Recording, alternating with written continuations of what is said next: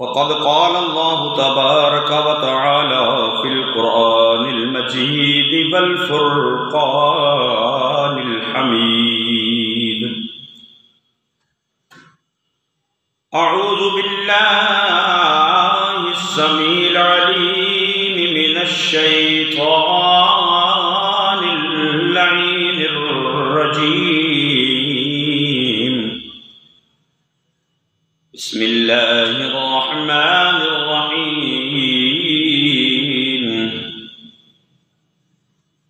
وَلَقَدْ كَرَّمْنَا بَنِي آدَمَ. صدق الله العظيم وصدق رسوله النبي الأمين الكريم. إن الله وملائكته يصلون على النبي يا أيها الذين آمنوا صلوا عليه وسلموا تسليما. الصلاة والسلام عليك يا رسول الله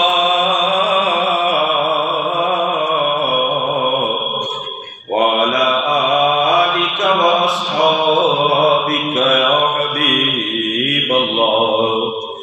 الصلاة والسلام عليك يا نبي الله وعلى آلك وأصحابك يا خير خلق الله. مولاي صل وسلم دائما ابدا على حبيبك خير الخلق كلهم. يا رب بالمصطفى بلغ مقاصدنا واغفر لنا ما مضى يا واسع الكرم. محمد سيد الكونين والثقلين. محمد سيد الكونين والثقلين والفريقين من عرب ومن عجم. مولاي صل وسلم دائما أبدا على حبيبك خير الخلق كلهم.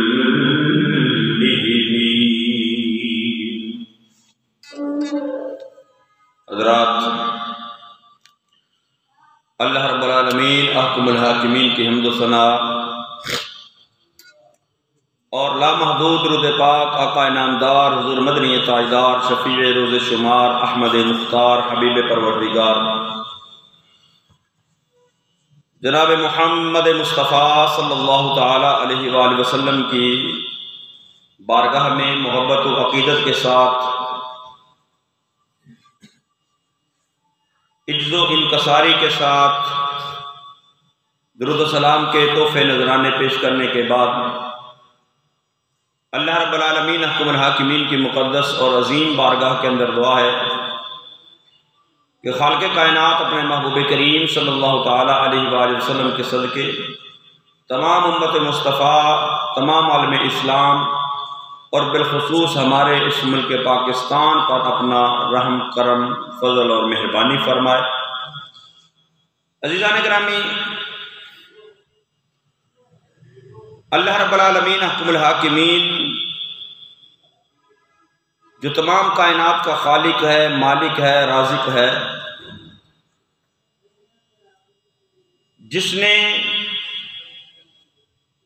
دنیا کے اندر، زمین و آسمان کے اندر بے شمار مخلوقات کو تخلیق فرمایا، اس رب العالمین احکم الحاکمین کی ہر تخلیق جو ہے وہ عظیم ہے. ہر تخلیق کے اندر اس کی کوئی نہ کوئی حکمت پوشیدہ ہے. اس کی جتنی بھی مخلوقات ہیں ان تمام مخلوقات میں سے سب سے اعلیٰ مخلوق جو ہے وہ حضرت انسان ہے۔ انسان کو اشرف المخلوقات کہا جاتا ہے کہ تمام مخلوقات خداوندی یعنی اللہ رب العالمین حکم الحاکمین نے جتنے بھی مخلوقات پیدا فرمائی ہیں، چرند پرند پیدا فرمائے، حیوانات پیدا فرمائے، زمین و آسمان کے اندر جو ہے وہ بے شمار مخلوقات کو اللہ نے تخلیق فرمایا۔ ساروں کا خالق اللہ ہے، ساروں کا مالک اللہ ہے، تمام تر مخلوقات اسی کی تخلیق کردہ ہے، لیکن ان مخلوقات کے اندر جو سب سے اعلیٰ شان کی مالک مخلوق ہے وہ حضرت انسان ہے۔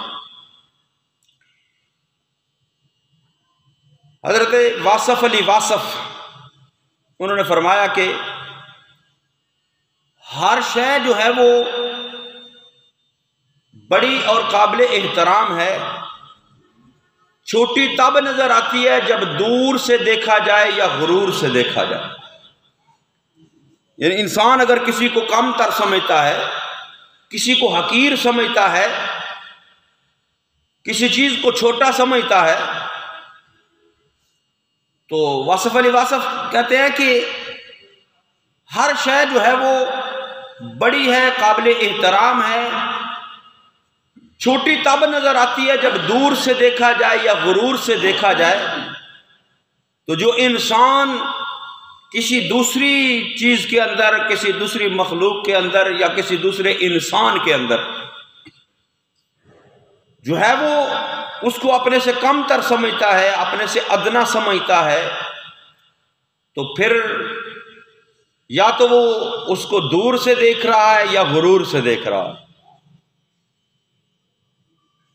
تو انسان ایک دوسرے کے ساتھ رہتے ہوئے، ایک دوسرے کے ساتھ اٹھتے بیٹھتے ہوئے جب دوسرے کسی انسان کو حقیر سمجھتا ہے، کم تر سمجھتا ہے، تو پھر اس انسان کے اندر جو ہے وہ غرور بھرا ہوا، تکبر بھرا ہوا، اور تکبر جو ہے وہ اللہ رب العالمین احکم الحاکمین کو پسند نہیں۔ ان اللہ لا يحب المتکبرین، اللہ نے فرمایا کہ اللہ تکبر کرنے والوں کو پسند نہیں فرماتا۔ تو اللہ کی مخلوقات میں سے سب سے اعلیٰ اور اشرف اور قابل احترام جو مخلوق ہے وہ ہے انسان۔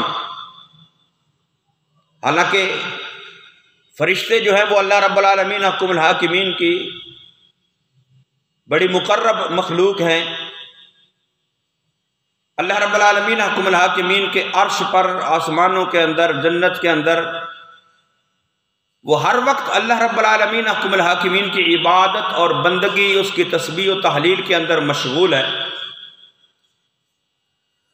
اور معصوم بھی ہیں، ان سے خطا اور غلطی سرزد نہیں ہوتی۔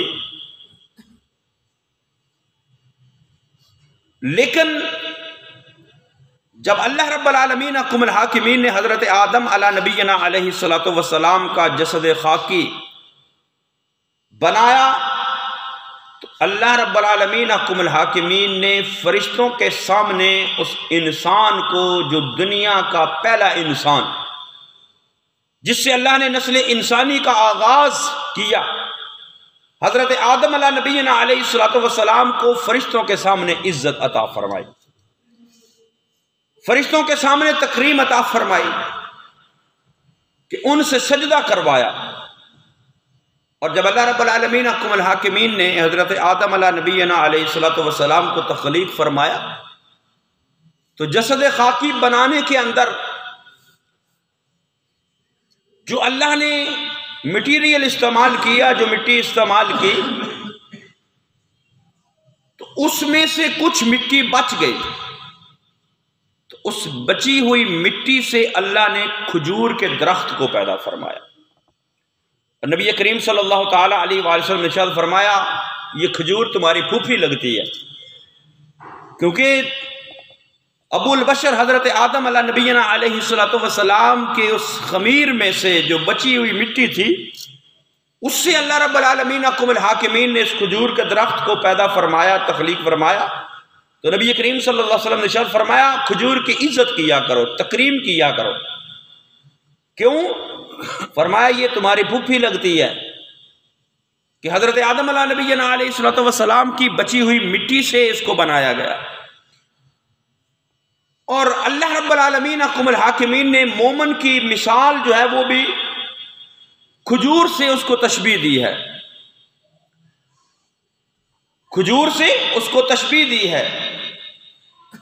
تو جب کھجور کا احترام کرنے کا حکم ہے تو انسان کا احترام کرنے کا کتنا حکم ہوگا؟ جو نسل آدم ہے، جو اولاد آدم ہے، جو انسان ہے۔ دنیا کے اندر بے شمار مذاہب، ان کا اگر مطالعہ کیا جائے، آج لوگ جو ہیں وہ کہتے ہیں کہ جی دنیا کے اندر سب سے بڑا مذہب انسانیت ہے۔ جو اسلام بیزار لوگ ہوتے ہیں، جو غیروں سے متاثر ہوتے ہیں، وہ کہتے ہیں جی دنیا کے اندر سب سے بڑا مذہب انسانیت ہے۔ انسانیت سب سے بڑا مذہب نہیں ہے، بلکہ مذہب اسلام جو ہے وہ انسانیت سکھاتا ہے۔ اب دیگر مذاہب کے اندر دیکھیں انسان کو کتنی کو عزت ہے، انسان کا کتنا احترام ہے۔ ڈارون نے جو نظریہ پیش کیا انسان کے تخلیق کے بارے میں، تو اس نے یہ نظریہ پیش کیا، وہ کہتا ہے کہ انسان پہلے بندر تھے، پھر بندروں سے بنتے بنتے یہ انسان بن گیا۔ بھارت کے اندر، انڈیا کے اندر، ہندوستان کے اندر دیکھیں آپ، ہندو مذہب کے اندر انسان کو 4 حصوں میں تقسیم کیا جاتا ہے: براہمن، ہشتری، ویش اور شودر۔ براہمن سب سے اعلیٰ وہ کہتے ہیں،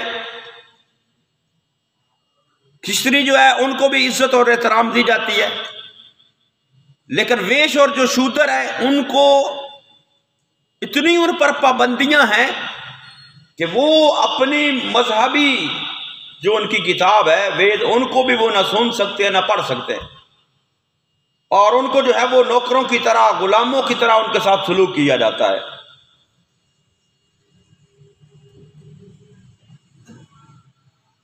کسی مذہبی رسوم کے اندر، رسومات کے اندر وہ یہ ویش اور شودر جو ہے وہ اس میں اندر شامل نہیں ہو سکتے۔ شودر کو اچھوت کہا جاتا ہے، وہ کسی کے نزدیک بھی نہیں جا سکتے براہمن اور کھچڑی کے۔ ایسی قومیں بھی دنیا کے اندر گزری جنہوں نے انسان سے زیادہ آگ کو احترام دیا، انسان سے زیادہ جو ہے وہ پانی کو احترام دیا۔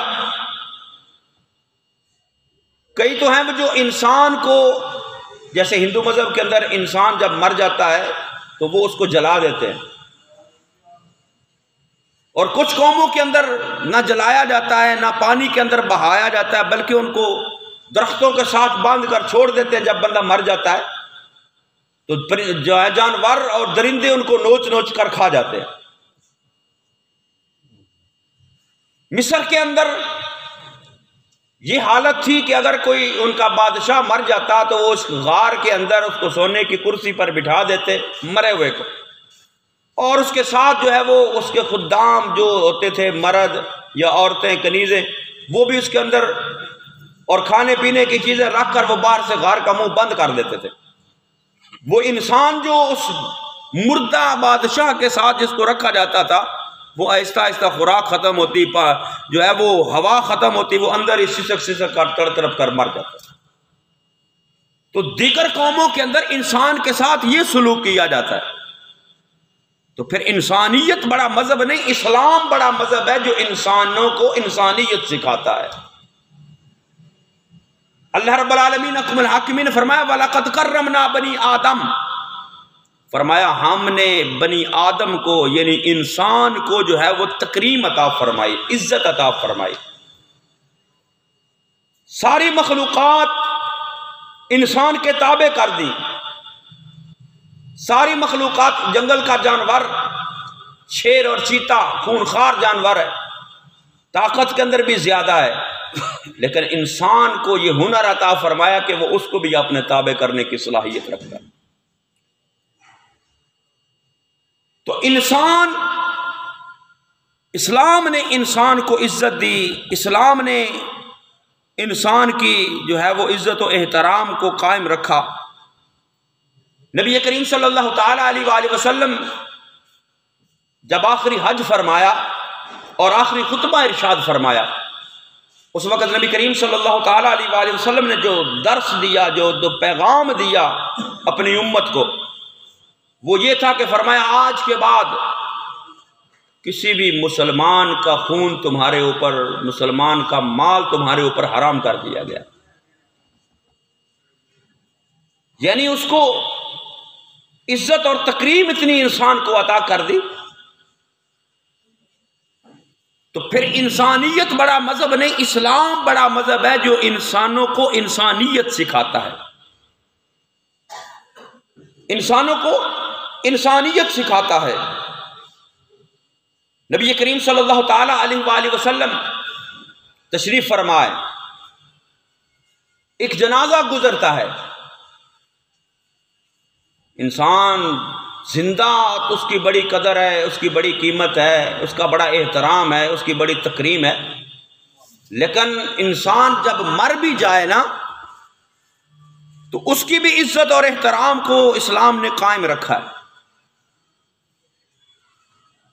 ایک یہودی کا جنازہ گزرتا ہے، نبی کریم صلی اللہ تعالی علیہ وآلہ وسلم نے آپ کھڑے ہو گئے، فرمایا اپنے غلاموں کو، اپنے صحابہ کو، اذا رأیتم الجنازۃ فقوموا، فرمایا جب تم کوئی جنازہ دیکھو تو کھڑے ہو جایا کرو جنازے کے احترام کے اندر۔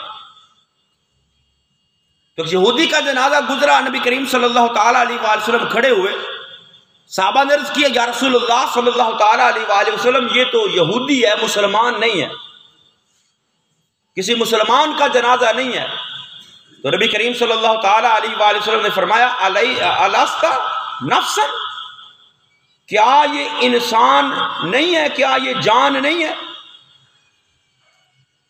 تو جب ایک یہودی کے جنازے کی عزت اور تکریم نبی کریم صلی اللہ تعالی علیہ وآلہ وسلم نے اس کے بارے میں یہ فرمایا کہ یہ بھی ایک انسان ہے، یہ بھی ایک جان ہے، تو پھر مسلمان کی کتنی عزت ہے، مسلمان کا کتنا احترام ہے۔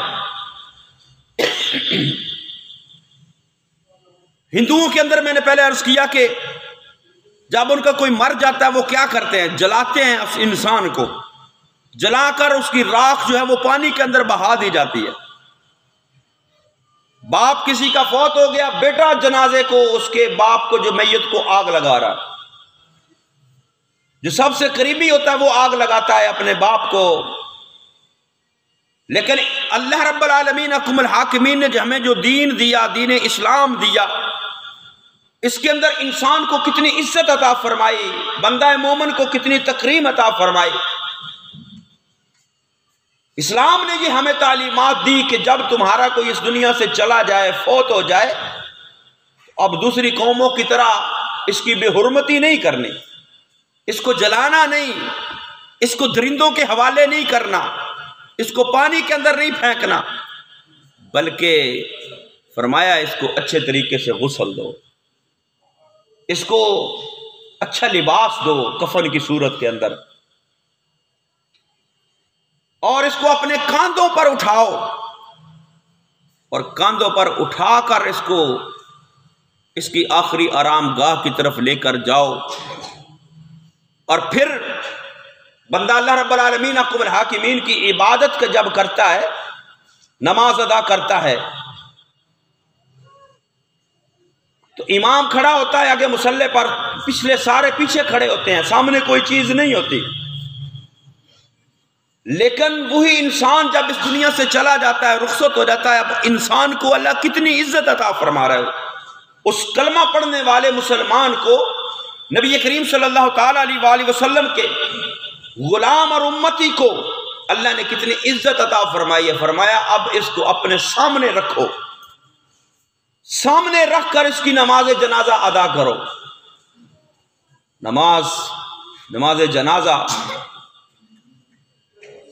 اس میت کو جو ایک مومن کی میت ہے، ایک مسلمان کی میت ہے، اس کو سامنے رکھ کر اللہ نے کتنی عزت عطا فرمایا، فرمایا اس کو سامنے رکھو، اپنے سامنے رکھ کر نماز جنازہ ادا کرو۔ نماز جنازہ ادا ہو گئی۔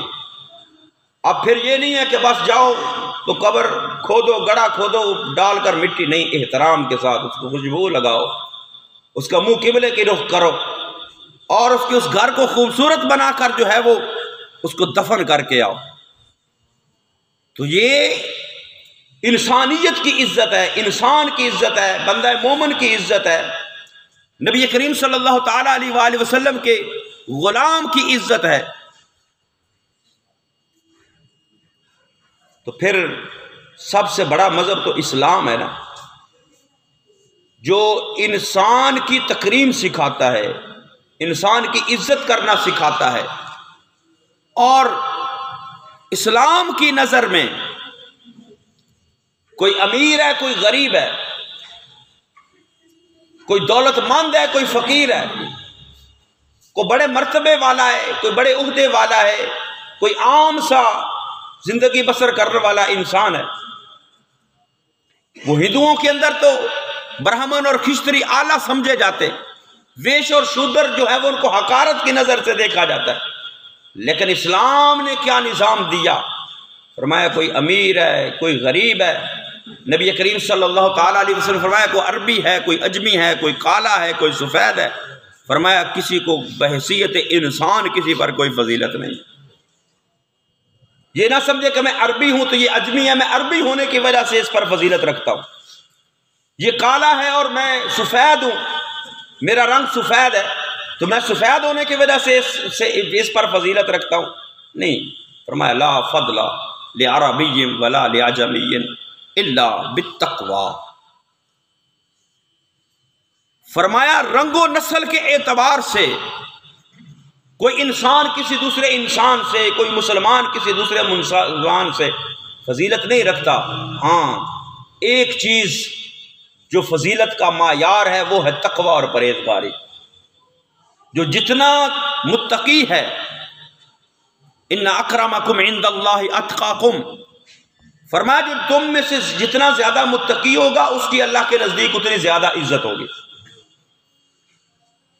تو فضیلت کا معیار رنگ نہیں ہے، فضیلت کا معیار نسل نہیں ہے، فضیلت کا معیار جو ہے وہ روپیہ پیسہ دولت نہیں ہے، فضیلت کا معیار ہے تقوی اور پرہیزگاری۔ جو متقی ہے، جو پرہیزگار ہے، اس کی اگلے جہان کے اندر بھی عزت ہے اور دنیا کے اندر بھی اللہ رب العالمین حکم الحاکمین ان کو عزت عطا فرماتا ہے۔ نبی کریم صلی اللہ تعالیٰ علیہ وآلہ وسلم نے کتنی عزت عطا فرمائی۔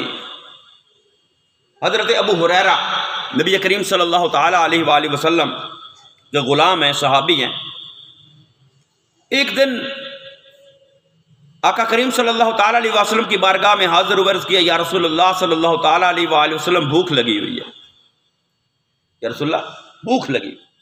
تو آقا کریم صلی اللہ تعالیٰ علیہ وآلہ وسلم نے فرمایا اچھا بیٹھ جاؤ۔ حضرت ابو ہریرہ بیٹھ گئے۔ کسی نے مصطفیٰ کریم صلی اللہ تعالیٰ علیہ وآلہ وسلم کی بارگاہ کے اندر ایک دودھ کا پیالہ پیش کیا۔ دودھ کا پیالہ نبی کریم صلی اللہ تعالیٰ علیہ وآلہ وسلم کی بارگاہ کے اندر پیش کیا تو آقا کریم صلی اللہ تعالیٰ علیہ وآلہ وسلم نے جب دودھ کا پیالہ قبول فرما لیا، قبول فرمانے کے بعد حضرت ابو ہریرہ کو بلایا، بلا کر فرمایا اے ابو ہریرہ یہ دودھ کا پیالہ لو۔ تو حضرت ابو ہریرہ دل کے اندر خوش ہوئے کہ مجھے دودھ کا پیالہ مل جائے گا، میری جو ہے وہ بھوک اور پیاس ختم ہو جائے گی۔ لیکن نبی کریم صلی اللہ علیہ وسلم نے ارشاد فرمایا اے ابو ہریرہ جا، جو اصحاب صفہ ہیں جا ان کو یہ دودھ کا پیالہ پیش کر۔ اب ابو ہریرہ کہتے ہیں کہ میں نے دل میں سوچا وہ 70 لوگ ہیں، یہ دودھ کا ایک پیالہ ہے، اگر ان کو پلاؤں گا میرے لیے کیا بچے گا؟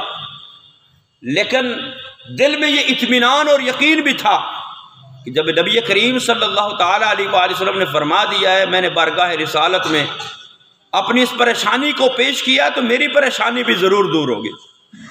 تو حضرت ابو ہریرہ فرماتے ہیں کہ میں نے وہ پیالہ اٹھایا اور اصحاب صفہ کو جا کر دودھ پلانا شروع کر دیا۔ اب وہ 70 لوگ تھے، ایک پیالہ دودھ کا ہے، 70 لوگ تھے،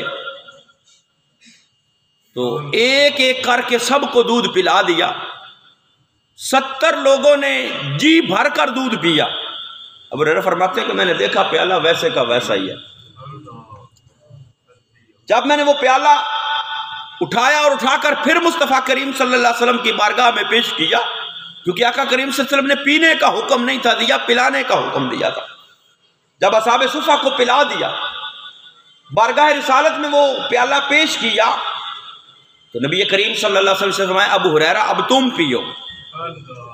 حضرت ابو ہریرہ فرماتے ہیں کہ جب نبی کریم صلی اللہ علیہ وسلم نے حکم دیا، میں نے وہ پیالہ پکڑا اور دودھ پینا شروع کر دیا۔ فرماتے ہیں دودھ پیتے پیتے میں نے وہ خوب سیر ہو کر، کہتے ہیں جس طرح رج کے دودھ پیتا، جب رج کے اور خوب سیر ہو کر دودھ پی لیا تو میں نے پیالہ مصطفیٰ کریم صلی اللہ علیہ وسلم کی بارگاہ میں پیش کیا۔ آقا نے فرمایا ابو ہریرہ اور پیو۔ فرماتے ہیں پہلے گنجائش کوئی نہیں تھی، جب نبی کریم صلی اللہ علیہ وسلم فرمایا میں نے پھر آپ کے حکم کے پیش نظر پھر دودھ جو ہے وہ پینا شروع کر دیا۔ جب پھر دودھ پیا تو اب تو میرے اندر گنجائش باقی نہ رہی۔ پھر جب نبی کریم صلی اللہ تعالیٰ علیہ وسلم کی بارگاہ کے اندر پیالہ پیش کیا، 70 وہ لوگ اور ایک حضرت ابو ہریرہ، 71 لوگوں نے وہ دودھ کا ایک پیالہ خوب سیر ہو کر پیا، لیکن دودھ اس پیالے کے اندر کم نہیں ہوا، ویسے کا ویسا موجود ہے۔ جب مصطفیٰ کریم صلی اللہ تعالیٰ علیہ وسلم کی بارگاہ کے اندر وہ پیالہ پیش کیا تو آقا کریم صلی اللہ تعالیٰ علیہ وسلم نے سب سے آخر میں وہ دودھ نوش فرمایا اور پیالہ جو ہے وہ دودھ کا ختم ہو گیا۔ ایک تو یہ مصطفیٰ کریم صلی اللہ تعالیٰ علیہ وسلم کا معجزہ ہے کہ وہ ایک پیالہ دودھ اتنے لوگوں کے لیے کافی ہو گیا۔ دوسرا اس کے اندر سبق ہے ایک، آج ہم ایک دوسرے سے نفرت کرتے ہیں، ایک دوسرے کا اگر کسی گلاس کے اندر ایک بندہ پانی پیے دوسرا پانی نہیں پیتا، یار جھوٹا ہے میں عادت نہیں پانی پینا۔ ہم نفرت کرتے ہیں ایک دوسرے سے۔ ہاں اگر کوئی بیمار ہے، کسی کو کوئی ایسی بیماری ہے تو وہ معاملات الگ ہیں، لیکن ایک مومن کا جھوٹا، نبی کریم صلی اللہ علیہ وسلم نے فرمایا مومن کے جھوٹے کے اندر اللہ نے شفا رکھی ہے۔ اب مصطفیٰ کریم صلی اللہ تعالیٰ علیہ وسلم کے ذات گرامی نے امت کو سبق کیا دیا اپنے عمل سے کہ آج ہم ایک دوسرے کا جھوٹا نہیں پیتے۔ مصطفیٰ کریم صلی اللہ تعالیٰ علیہ وسلم نے 71 لوگوں کا جھوٹا پیالہ اپنے منہ کو لگا کر جو ہے وہ دودھ نوش فرمایا۔ تو یہ انسانیت سے محبت ہے، انسان سے محبت ہے۔ تو یہ اسلام سکھاتا ہے، اسلام کے دامن میں جو آ جاتا ہے وہ عزت حاصل کرتا ہے، وہ تکریم حاصل کرتا ہے۔ نبی کریم صلی اللہ تعالیٰ علیہ وسلم نے فرمایا کہ تم اپنے بوڑھوں کی تکریم کیا کرو، اپنے بوڑھوں کی عزت کیا کرو۔ تو اللہ رب العالمین احکم الحاکمین خود بھی جو شخص بوڑھا ہو جاتا ہے، جس کے بال سفید ہو جاتے ہیں، اللہ رب العالمین احکم الحاکمین سفید بالوں کی حیا فرماتا ہے۔ نبی کریم صلی اللہ تعالیٰ علیہ وسلم کا ایک فرمان، حدیث مبارکہ نبی کریم صلی اللہ تعالیٰ علیہ وسلم نے فرمایا کہ اگر کوئی شخص 70 سال کی عمر میں فوت ہوتا ہے، یعنی اس کی عمر 70 سال، وہ بڑھاپے کے عالم کے اندر چلا گیا، اس کے بال سفید ہو گئے، تو آقا کریم صلی اللہ تعالیٰ علیہ وسلم نے ارشاد فرمایا جو 70 سال کی عمر میں فوت ہوتا ہے، اللہ رب العالمین احکم الحاکمین اس کے بڑھاپے کی وجہ سے اس کو بغیر حساب جنت عطا فرماتا ہے اور اس کی بخشش فرما دیتا ہے۔ اور پھر نبی کریم صلی اللہ تعالیٰ علیہ وسلم نے آگے فرمایا یہ تو 70 سال کی عمر میں جو فوت ہوا، بڑھاپے کی عالم کے اندر فوت ہوا، تو اس کو یہ مقام اللہ عطا فرمائے گا کہ اس کو بغیر حساب کے اللہ جنت عطا فرما دے گا، بخشش فرما دے گا۔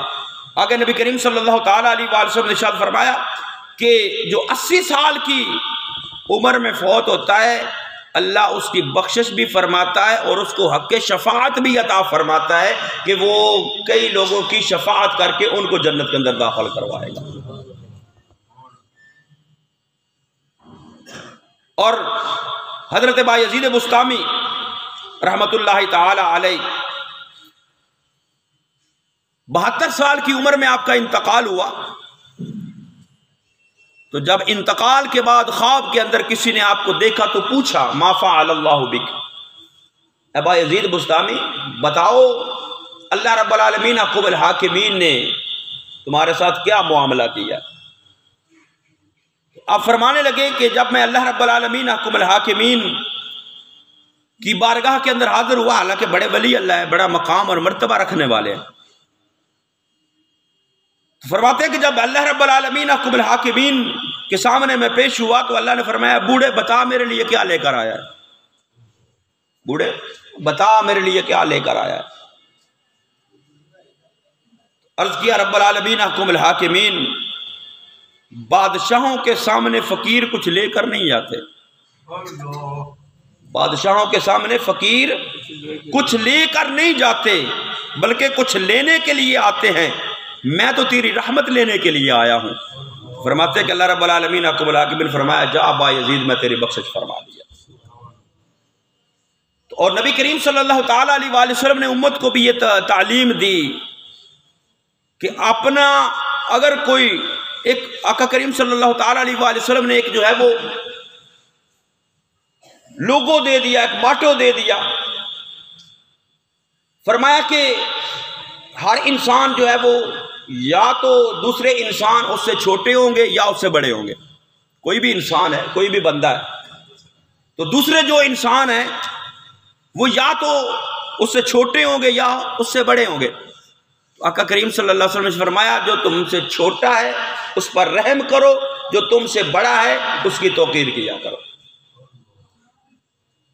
انسان دوسرے انسان سے نفرت نہ کرے، دوسرے انسان کے ساتھ محبت والا معاملہ کرے، اور فرمایا جو چھوٹا ہے اس کے ساتھ رحم والا معاملہ کرو اور جو بڑا ہے اس کے ساتھ عزت و تکریم والا معاملہ کرو۔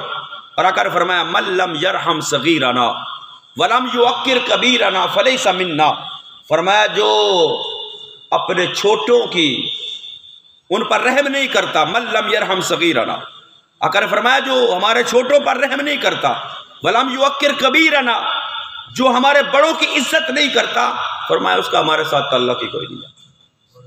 تو بحیثیت انسان، بحیثیت مسلمان، بحیثیت مومن، بحیثیت نبی کریم صلی اللہ تعالیٰ علیہ وآلہ وسلم کے غلام ہونے کے، امتی ہونے کے، انسانیت کے ساتھ پیار کریں، مسلمانوں کے ساتھ، مومنوں کے ساتھ، انسانوں کے ساتھ اور اللہ کی دیگر مخلوقات جانوروں کے ساتھ بھی محبت اور پیار والا معاملہ کریں، کیونکہ اگر کوئی کسی جانور کو بھی ناحق تکلیف پہنچاتا ہے تو وہ بھی اس کی وجہ سے بھی اس کو جہنم کے اندر داخل کر دیا جائے گا۔ آقا کریم صلی اللہ علیہ وسلم نے فرمایا کہ اگر ایک سینگ والی بکری بغیر سینگ والی بکری کو مارتی ہے تو اس سے بھی اس کا بدلہ لیا جائے گا، یہ مثال دے سمجھایا۔ یعنی اگر کوئی انسان کسی دوسرے انسان کو کوئی تکلیف پہنچاتا ہے، کوئی رنج پہنچاتا ہے، کوئی ایذا پہنچاتا ہے تو وہ یہ مت سمجھے کہ میں بڑا پرہیزگار ہوں، میں بڑا نیکوکار ہوں، میری تو اگلے جہان کے اندر نجات ہو جائے گی، میں بخشا جاؤں گا۔